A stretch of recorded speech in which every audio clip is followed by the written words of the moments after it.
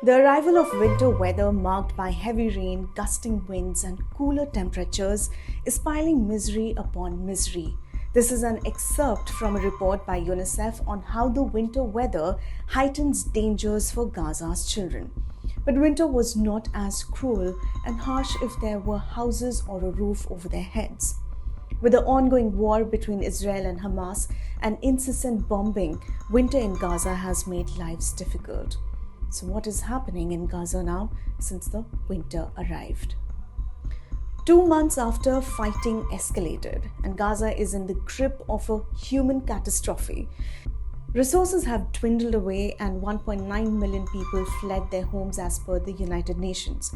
With winter came rainstorms and strong winds that are scattering tents and soaking those with little shelter. This is a critical time. Winter makes things harder in every emergency.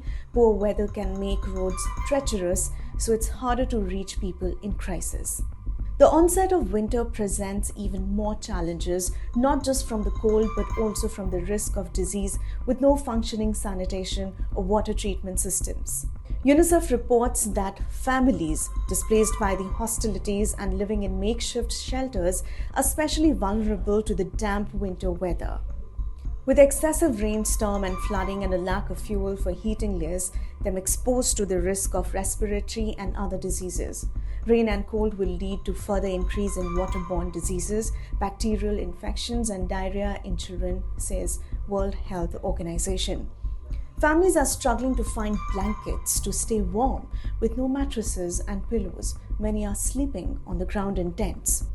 So what's happening there now? More than 21,507 Palestinians have been killed and more than 55,000 injured in Israeli strikes on Gaza since October 7th. This is what Gaza Health Ministry said. In the past 24 hours, 187 Palestinians have been killed in Israeli strikes, the ministry said. With renewed attacks by Israel in southern and central Gaza, tens of thousands of Palestinians are streaming into Rafah.